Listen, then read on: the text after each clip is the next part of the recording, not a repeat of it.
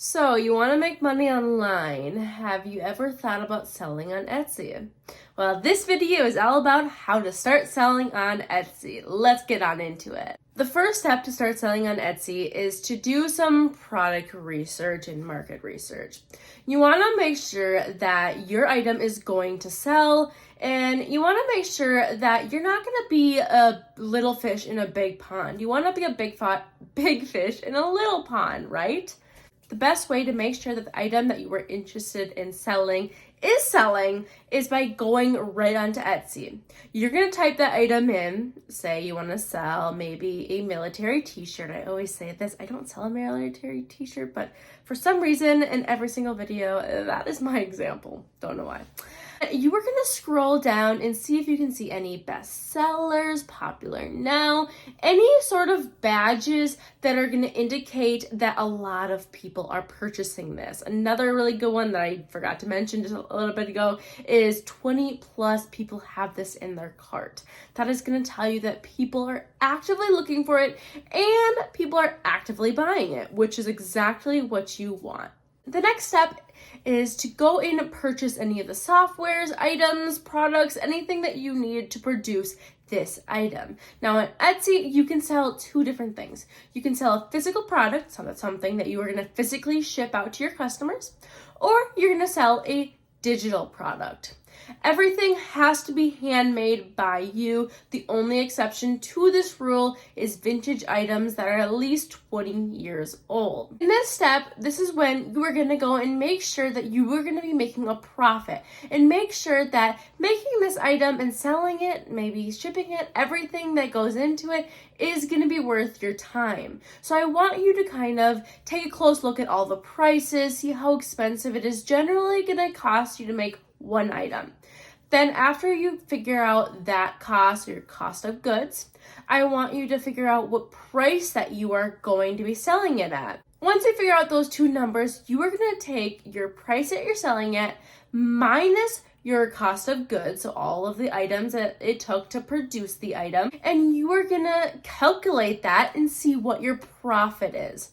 Now, when you're looking at your profit, $5 might seem like a good profit, right? However, if you're spending 2 hours making the item, $5 would not be worth it, because in the end, if your goal is to go full-time with Etsy, $2 an hour, unless you are able to bulk produce it in the future, is not going to be sustainable. So I want you to take a close look to make sure that the profit that you will be making is going to be a good profit for yourself. After you have made sure that your item is going to sell, gotten all the materials, maybe made 5 or to 10 items, this is when you are going to create your Etsy shop. Now, when you are creating your Etsy shop, you want to make sure that your Etsy name is SEO friendly, because Etsy actually does use your name into consideration for SEO. So if you are selling, say, mock-ups, that is a digital download that you'd be selling to print on demand shop owners or any shops that are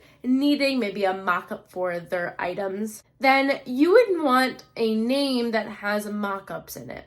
So, for example, if I was going to be doing a mock-up, this might be already a shop name, I'm not on my computer, but I would be looking up like aesthetic mock-ups, or a name that is going to describe the items that you are going to be selling. When I first started, I thought, I want to think of a really unique name that it's going to stand out because no one's ever heard of it.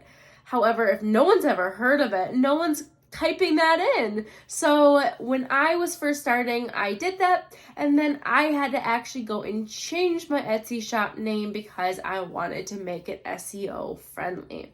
Also, when you are doing this, make sure to click my link down below, because you will be getting 40 free listing credits. So if you do not know, every single time that you list on Etsy, you'll be charged 20 cents. So if you are getting 40 free listing credits, that means that right off the bat, you are going to be saving $8. To be able to actually qualify for these 40 free listing credits, you need to click my link down below and not click off of it. You need to stay on that browser. If you do click off of it or stray away from it, then unfortunately you will not get the 40 free listing credits. Now, on my channel, I always value transparency, and I do want to mention that when you are getting those 40 free listing credits, so will I, and I would really appreciate it. Let's help each other grow on Etsy. The next step is to create your listings. Now, when you are creating your listings, you want to make sure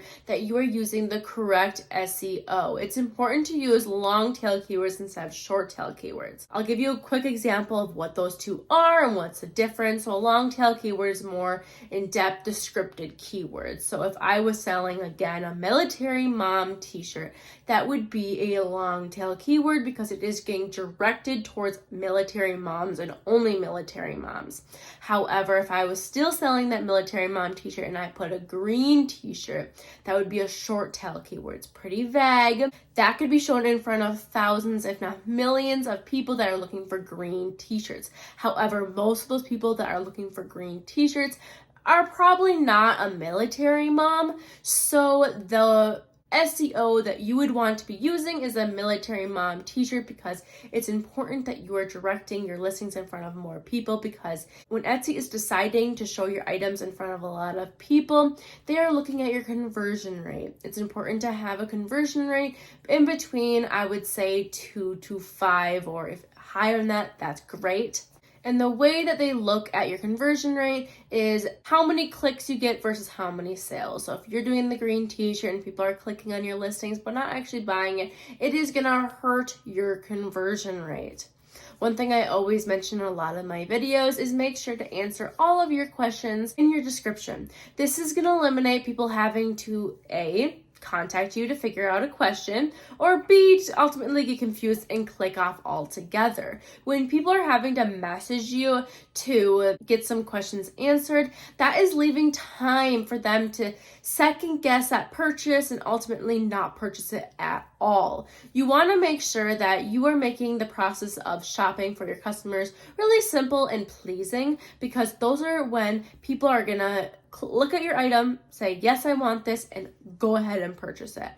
That you want a quick and easy purchase for your customers. Along with that, if you make the purchase easy, you might get a returning customer, and returning customers are a lot easier to obtain than a new customer. That is because the customer already knows that they are going to receive a high quality item. They are going to have a really high satisfaction overall, and so overall it's more likely for someone to go back to a shop that they already know and love rather than a new shop they really don't know a lot about. So when you are dealing with your customers, you want to make sure you're making it very pleasing. After you have created a few listings, it's very important to actually go and fill out a profile picture, a shop image, a banner, fill out all the about me criteria. This is very important because Etsy wants to know that you are a real person. If Etsy does not know that you are a real person, you could ultimately get banned.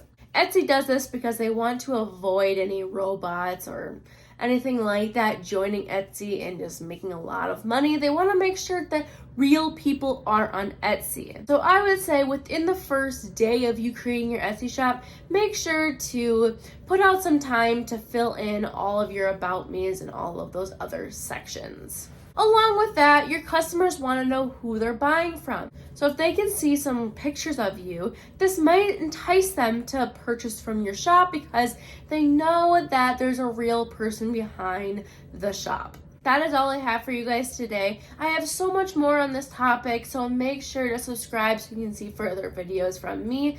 Along with that, it helps my channel out a lot when you subscribe to my channel, and I would really appreciate it. But again, thank you so much for watching, and I will see you hopefully in my next video. Bye-bye for now.